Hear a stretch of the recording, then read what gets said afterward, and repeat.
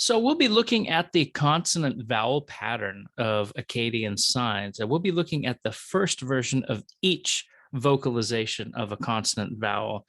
You'll know that as you go through the signs and the sign lists, that many of the sounds that we're going to be producing have numerous signs, and they're marked by, either an acute or a grave accent, or they're subsequently numbered 4 on through. I think 20 is the largest I've seen, 20 different versions of one sign, but there might be more. So we're just going to be looking at the first version of most consonant vowels according to a syllabary pattern. It's very much like the Japanese pattern, if you're familiar with the Hiragana and Katakana system. So we're going to start first with the just the vowels. And those vowels are going to be a, e, u. And I'll say more about this u in a second here. But if you look, a, e, u. Again, we're doing the Old Babylonian version. This is so you can read things like the Codex Hammurabi. If you're interested in learning Sumerian, these are the signs that you want to learn first.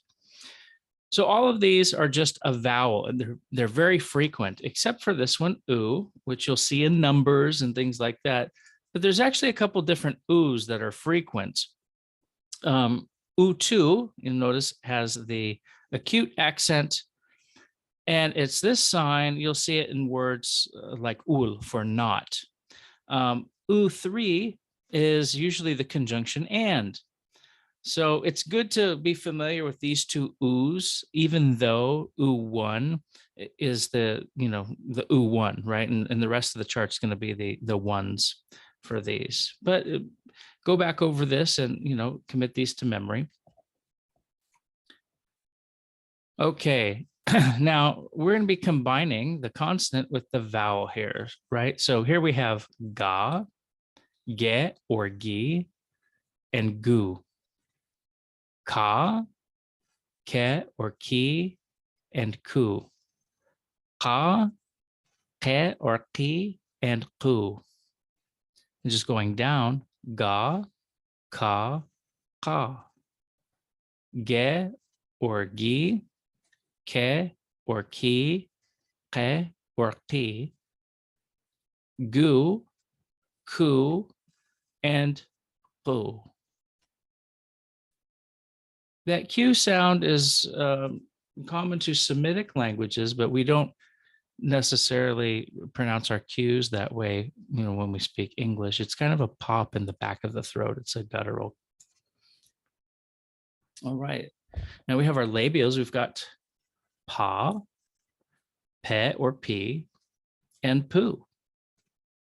Ba, be, bi, and boo. You notice that poo and boo are the same here, but be and b have two different signs, at least in the first iteration. Ta, te, ti, tu. Da, de or di, do. Pa, pe, ple, fu. So you'll notice the da and tha and the de, di, and tha are basically the same. Again, this tha sound is a Semitic sound. We don't really make it in English. We'll call it an emphatic T. And in fact, when you see a dot below a letter, we're basically going to call that an emphatic consonant. Ma, me, mi, mu. Na, ne, ni, nu. We have ma, na, me, ne, mi, ni, mu, nu. La, le or li, lu. Ra, re or ri, and ru. So la, ra, le or li, and re or ri, and lu and ru. All right, our sibilants. Sa, se, or si, su. Za, ze, or z, zu. Sa, se, or si, su. Sha, she, she, shu. So notice that emphatic consonant sounds a little different. Sa. It's also written the same as za. You'll see some of these have the same shape and sound. Sa, za, sa, sha. Sa, or I'm sorry, se, si, ze, zi, se, si, she, she, su, zu, su, shu.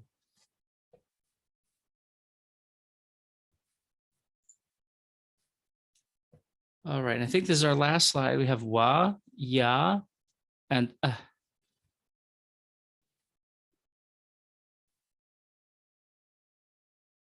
So that's going to be your syllabary. Make sure to go back and watch the video as much as you need to. You can compare it with the printout. If you don't have a printout, you can email me for one if you're just watching. And try and memorize them by sight. If you don't have them memorized by hand, in other words, if you can't replicate them through your own writing, that's okay. You're more concerned with being able to read it, right? Like, we're not Akkadian scribes. There haven't been in just about 2,000 years. So you don't need to worry about that. If you want to learn to write, I think that's excellent, and you should. But if you can't, make sure you can recognize, go back, watch it time and again, and leave me a comment if you have any questions or you found this helpful.